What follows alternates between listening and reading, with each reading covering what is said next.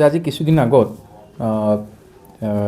আমাৰ জাগিৰোড পুলিচ ষ্টেচনত এটা কেছ ৰেজিষ্টাৰ হৈছিলে। এগৰাকী ভুক্তভোগী যুৱতীয়ে, গোস্বামী উপাধিধাৰী এগৰাকী যুৱতীয়ে আমাৰ জাগিৰোড থানাত এটা কমপ্লেইন তেওঁ দিছিলে যে তেওঁৰ মানে RK প্ৰডাকশ্যন বুলি এটা প্ৰডাকশ্যন হাউচ খুলি ফেচবুকৰ জৰিয়তে তেওঁৰ সৈতে সম্পৰ্ক গঢ়ি তুলিছিলে এগৰাকী ব্যক্তিয়ে, মানে সেই প্ৰডাকশ্যনৰ মালিকগৰাকীয়ে, আৰু ৰোহিত বুলি চিনাকি দি পেলাই বিভিন্ন ধৰণৰ কথা বতৰা পাতিছিলে আৰু বহুত অশ্লীল প্ৰস্তাৱ দিছিলে।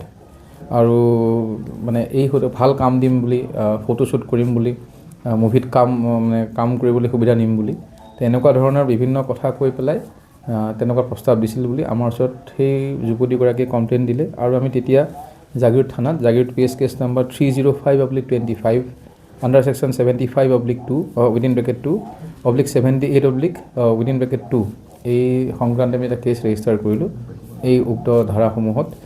আৰু আমাৰ ইনভেষ্টিগেশ্যন আমি চলালোঁ, ফেচবুকৰ পৰা বিভিন্ন তথ্য পাতি আমি গোটালোঁ আৰু দেখিলোঁ যে এই যিগৰাকী সেই ফেচবুক একাউণ্টটোৰ মানে মালিক, মানে স্বত্বাধিকাৰ যোনে চলায়, তেওঁ প্ৰায় মেছেঞ্জাৰবিলাক ইউজ কৰে। মেছেঞ্জাৰ ইউজ কৰি পেলাই বিভিন্ন যুৱতীৰ সৈতে কথা পাতে।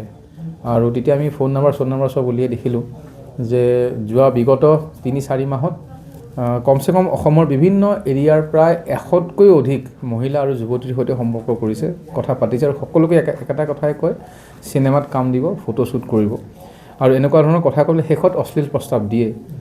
তাৰপিছত আমি গোটেইখিনি এনালাইচিছ কৰি আমি উলিয়াই পেলাই যোৱাকালি আমাৰ এটা টীমে জাগিৰোড পুলিচৰ এটা টীমে গৈ পেলাই গুৱাহাটীত আমি এইজন মানুহক আমি আটক কৰিবলৈ সক্ষম হ'লোঁ, মূল কালপিতজনক।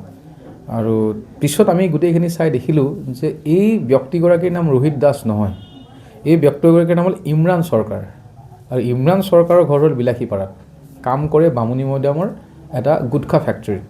আৰু সেই ইমৰান চৰকাৰক যেতিয়া আমি সোধপোছ কৰিলোঁ, গোটেই তথ্য পাতিবোৰ গম পালোঁ যে বিবাহিত পুৰুষ, বয়স 40তকৈ অধিক, আৰু এই কামটো আজি বিগত কেইবাবছৰ ধৰি এই কামটো ইমৰান চৰকাৰে কৰি আহিছে। কেতিয়াবা ধৰা পৰিছে ক'ৰবাত, বা কেতিয়াবা মানে পলাই দিয়ে, বা ফোন নম্বৰ ছুইচ অফ কৰি থয়, কেতিয়াবা কাৰোবাক লগো পাইছে।